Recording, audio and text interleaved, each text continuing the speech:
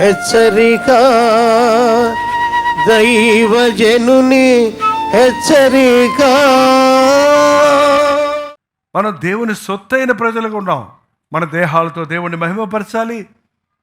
మనం దేవునికి చెందిన వారిమి, ఆయన కుటుంబానికి చెందిన వారిమి.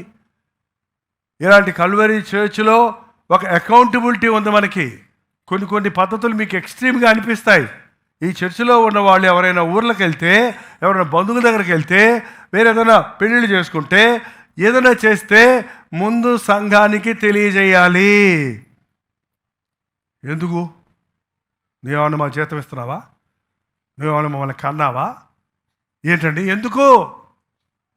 వీఆర్ ఒక ఫ్యామిలీలో ఉన్న పిల్లలు చెప్పకుండా వెళ్ళిపోతే మీకు ఎట్లా ఉంటుందమ్మా? మీ అబ్బాయి చెప్పకుండా ఎటో పోయాడు, పెట్టి తీసుకొని పోయాడు, ఎట్లా ఉంటుంది నీకు? ఏంటండి ఎక్కడికో పోయాడు అనుకుంటే కాళ్ళని కొట్టుకొని వచ్చాడు. ఏం చేస్తావు నువ్వు? ఎడుతావా ఏడవా? ఏంటో ఎవరికి నష్టం? ఏంటండి దేవుని చిత్తం తెలుసుకోకుండా ఒక కుటుంబం అనేది, ముందు కుటుంబం అంటేనే అర్థం కావట్లేదు చాలామందికి. ఎందుకంటే ఈరోజు కుటుంబాలు సత్రాల్లా తయారైనాయి. కుటుంబాల్లోనే ఒకరికొకరికి అకౌంటబిలిటీ, జవాబుదారు లేదు. భర్త భార్యకు చెప్పెళ్తాడమ్మా, చెప్పెళ్తారా? మీరు బయటికి వెళ్ళినప్పుడు మీ వారికి చెప్పెళ్తారా? ఇప్పుడు భలే చెప్పెళ్తున్నామని తలకాయ వాళ్ళందరూ ఎప్పుడు చెప్పేవారు అనుకో, ఎస్ఎంఎస్ పెట్టానుగా, మళ్ళీ దానికి 33 ఎస్ఎంఎస్ పెట్టానుగా. ఎక్కడ పెట్టావు ఎస్ఎంఎస్? ఎవరికి పెట్టావు? ఏంటది మాట్లాడితే? నేను బ్రదర్స్ కూడా ఏదైనా అడిగి ఎస్ఎంఎస్ పెట్టాగా అంటారు. ఏంటో మరి ఎస్ఎంఎస్ పెట్టి వెళ్ళిపోతావా? ఏంటండి లీవ్ లెటర్ పెట్టావండి ఆఫీస్లో, పెట్టానుగా అంటే సరిపోద్దా? గ్రాంట్ అయిందా లీవ్ లెటరు? సంతకం పెట్టరా? గ్రాంటెడ్ అనాలా లేదా మేనేజరు లేదా బాసు? ఏం అక్కర్లే, ఎస్ఆర్నో అక్కర్లే. ఇవాళ చాలామంది జీవితాలు ఇలాగా ఉన్నాయి. తెలుసు చాలామందికి ఏది చేయొచ్చో చేయకూడదు.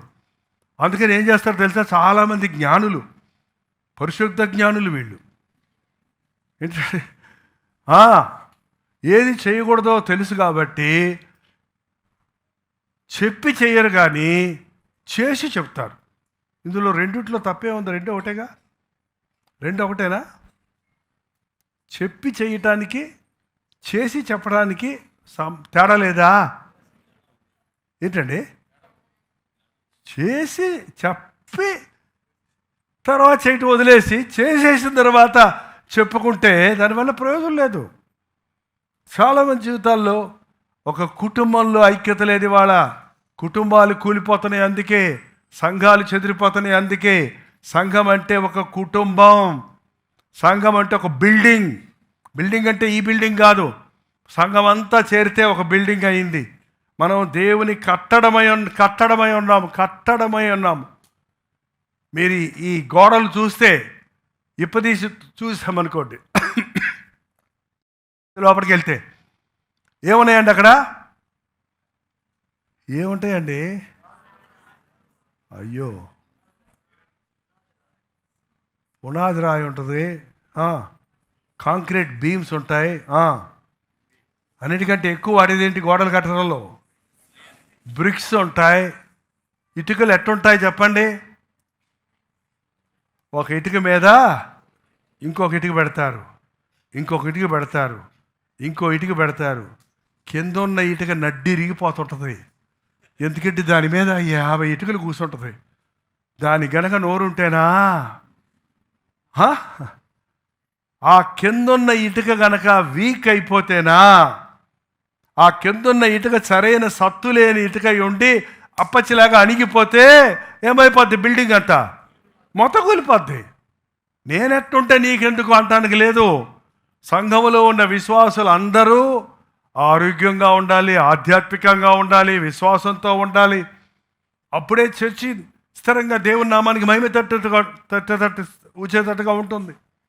సంఘములో ఉన్న విశ్వాసులు పక్కోడు బలహీనుడైతే నాకేంటి, ఆ ముగ్గురు ప్రార్థన చేయకపోతే నాకేంటి అనుకునే వారిగా ఉంటే ఆ ముగ్గురి వలన సంఘానికే దూషణ వస్తుంది, దేవుని నామానికే సిగ్గు కలుగుతుంది.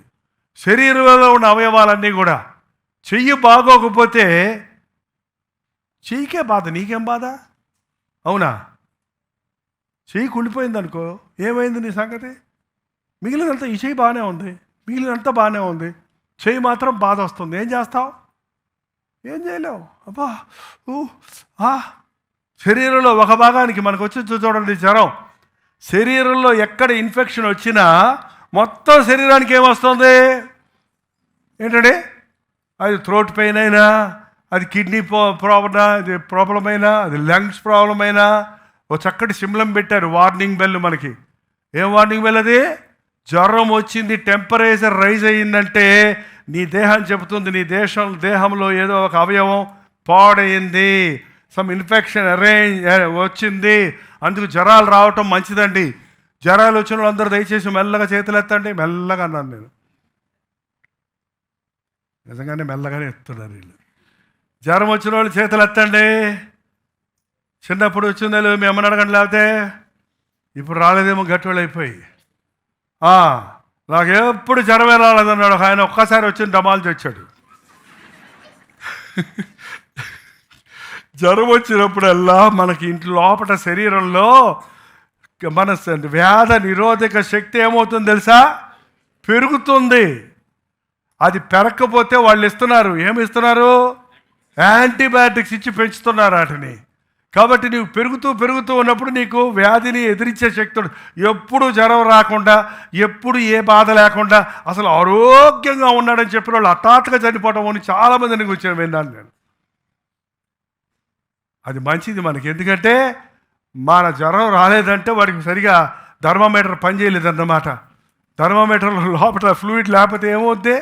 పనిచేయదు. నువ్వు తెలియటం లేదు. నువ్వు ఆధ్యాత్మిక జీవితంలో కూడా చాలామంది బలహీనులుగా ఉండి వారు దాన్ని గుర్తించలేని స్థితిలో ఉంటున్నారు. మనం ఒక బిల్డింగ్ లాగా ఉన్నాం, ఒక ఫ్యామిలీ లాగా ఉన్నాం, ఒక శరీరం. సంఘం అంటే చెప్పండి, శరీరం. సంఘం అంటే కట్టడం. సంఘం అంటే కుటుంబం. బలలో చేరిన మనం దేవుని కుటుంబంలో సభ్యులుగా ఉన్నామని, దేవుని చేతుల్లో పనిముట్లుగా ఉన్నామని, దేవుని యొక్క కట్టడముగా ఉన్నామని, దేవుని యొక్క శరీరం, క్రీస్తు యొక్క శరీరంగా ఉన్నామని మనం గుర్తించి నా ఇష్టం అనే మాటకు చోటు ఇవ్వకుండా దేవుని చిత్తం నా పట్ల నెరవేరాలని ఆశించాలి. అంతేకాక మనం విలువ పెట్టి కొనబడిన వారి కనుక చర్చిలో ఉన్న, ఇంటిలో ఉన్న, ఆఫీసులో ఉన్న, కాలేజీలో ఉన్న, ఈ ఊరిలో ఉన్న, ఆ ఊరిలో ఉన్న, నేను దేవుని సొత్తు అన్న సంగతి గుర్తుపెట్టుకోవాలి. మన దేహములతో, మన ఆత్మలతో ప్రభువును మహిమపరచాలి. అటు జీవితంలో ప్రభువు మనకిచ్చును గాక. ప్రార్థన. పరిశుద్ధుడా, నీకు వందనములయ్యా.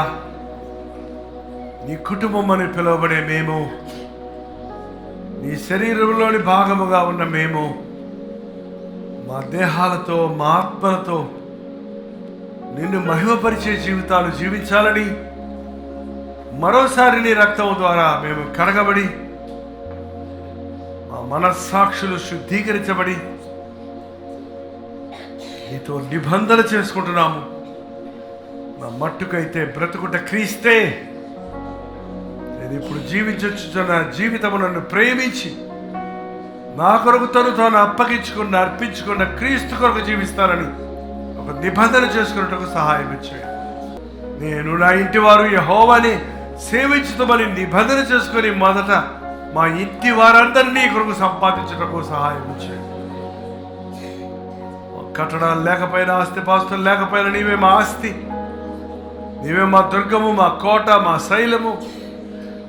నీ మీదనే ఆధారపడుతుండగా ఈ చిన్న మందిరంలో నీ సన్నిధిని బలంగా మాకు దయచేస్తున్నందుకు వందనాలు. పరిశుద్ధాత్మని కార్యాలు మా అంతరంగాల్లో జరగనిమ్మో. బయటికి వెళ్ళినప్పుడు, లోకంలోకి వెళ్ళినప్పుడు నీ సాక్షులుగా ఉండినట్లు విలువ పెట్టి కొనబడిన వారి మన సంగతిని గుర్తుపెట్టుకొని మంచి మనస్సాక్షిని కాపాడుకుంటూ లోకరక్షకుడు అయిన నిన్ను గురించి లోకానికి ఎరుకపరిచినట్లు పరిశుద్ధాత్మ శక్తిని అనుగ్రహించు. యేసు క్రీస్తు నామములో అడుగుచున్నాను తండ్రి, ఆమేన్.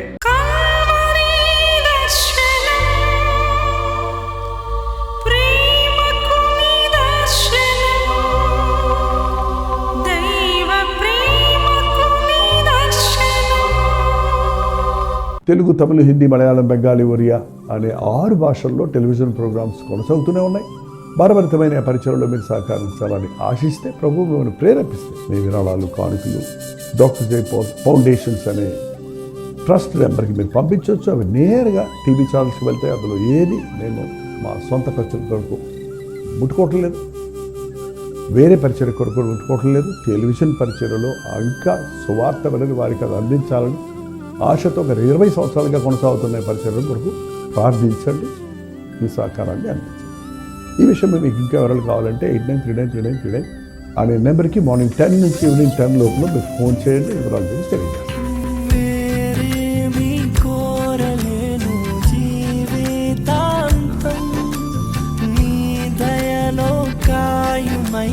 బ్రతుకు దినం వేరేమి కోరలేను జీవితాంతం, నీ దయలో కాయుమయ్యా బ్రతుకు దినం. నీలాంటి దైవం ఎవరు విశ్వమూనలే